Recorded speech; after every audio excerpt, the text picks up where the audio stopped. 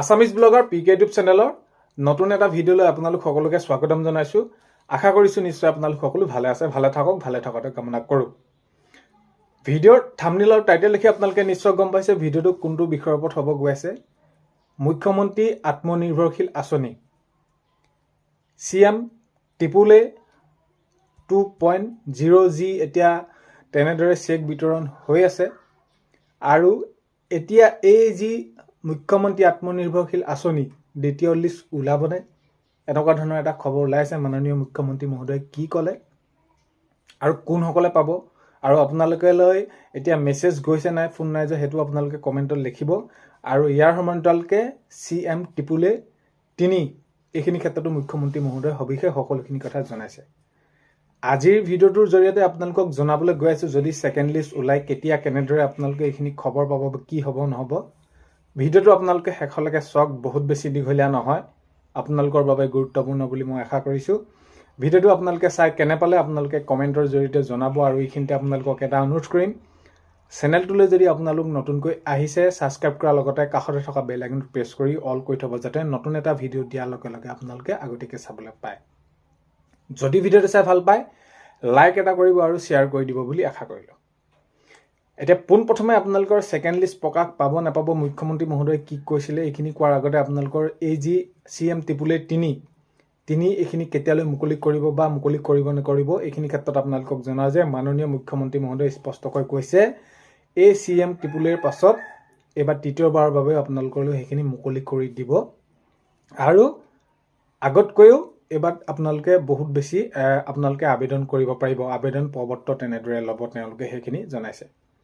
এতিয়া এটা কথাই যে আপোনালোকে যদি এই টকাটো এই চেকখন টকাটো পাই আপোনালোকে যদি সঠিক কামত ব্যৱহাৰ কৰিছে তেনেহ'লে আগন্তুক সময়ত আৰু আপোনালোকে চৰকাৰৰ ফালৰ পৰা সুবিধা পাব বুলি মাননীয় মুখ্যমন্ত্ৰী মহোদয়ে সেইটো স্পষ্টকৈ জনাইছে।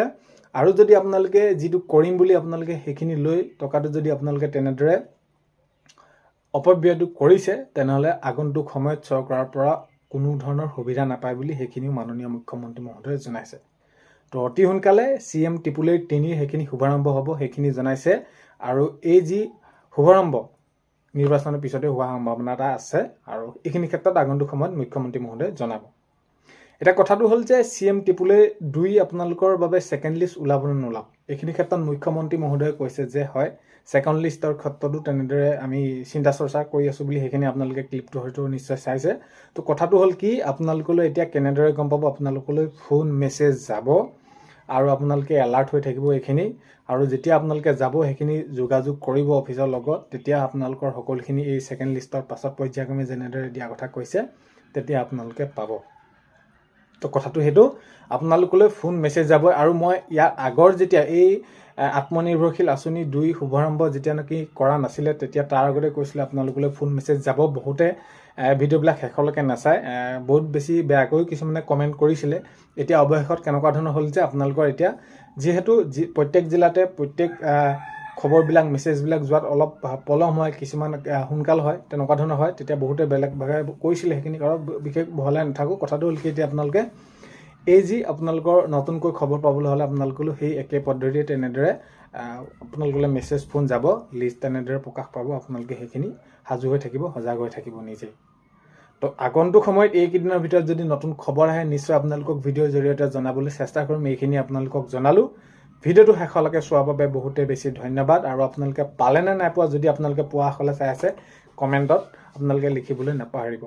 তো নতুনকৈ অহা গ'লে চেনেল ছাবস্ক্ৰাইবটো কৰাৰ লগতে আপোনালোকে বেল আইকনটো প্ৰেছ কৰি অল কৰি থ'ব, যাতে নতুন এটা ভিডিঅ' দিয়াৰ লগে লগে আপোনালোকে আগতীয়াকৈ চাবলৈ পায়।